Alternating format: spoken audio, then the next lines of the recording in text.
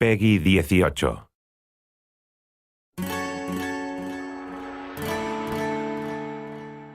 think the biggest reason for choosing Hong Kong had to do with Hong Kong cinema.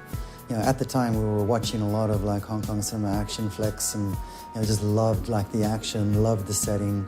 So for us it was just made perfect sense to bring, the action, bring an open world game to somewhere that, gamers had never been before. Got this meshing of cultures. You've got the Eastern culture and the Western culture. The Western culture being the British involvement in Hong Kong, and how those two cultures have sort of been fused together over the past century and a half. It has really shaped that city. You have the crazy extremes and the crazy characters just there for your enjoyment.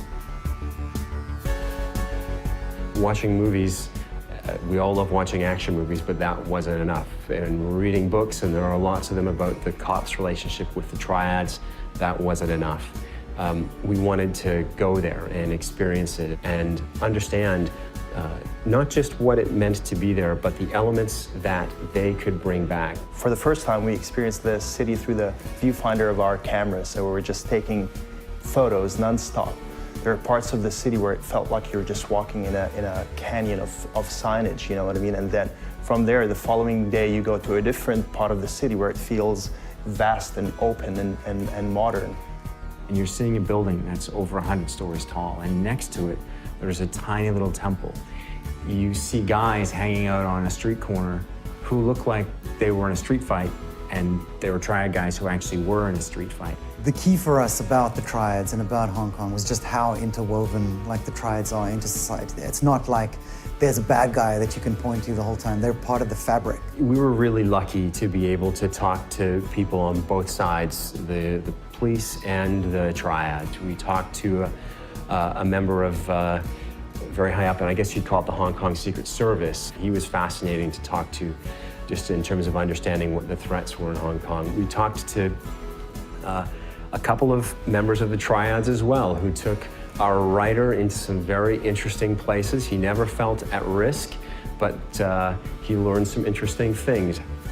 We heard a story when we were there with one of our contacts driving around the city. He told us about a particular entertainment figure who, during his program, had said some rather nasty things about one of the local triad leaders, and that this guy was chopped.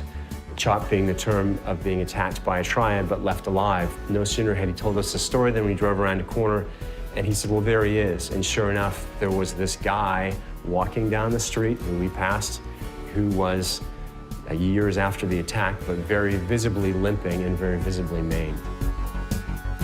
Hong Kong has such a kind of chaotic and multi-layered architectural approach to it, which allowed us to do many new things with the way the player traverses the environment.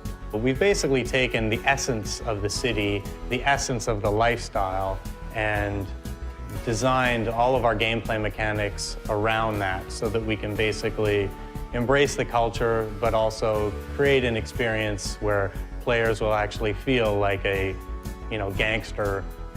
Hong Kong is an island, and what we did was create an island with 4 separate neighborhoods. North Point, which is where you start the game, which is more reminiscent of Kowloon. Central Hong Kong, very famous skyline. Kennedy Town, built on the side of one of the hills in Hong Kong, more of an affluent neighborhood. And then Aberdeen Harbor around the back of the island. The traffic is on the left-hand side of the street.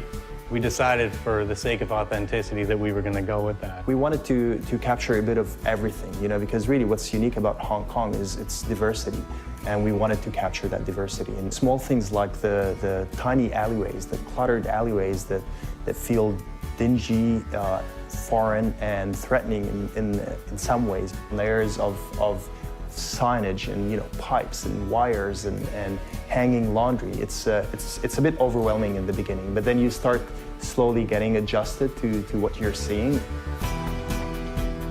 If you want to spend time just roaming around the island, enjoying the races and the mini games and the events and favors and shopping and all that kind of stuff, then that's entirely there for you to do. The final result is a city that feels authentic, but at the same time, it's fun, to explore and to experience.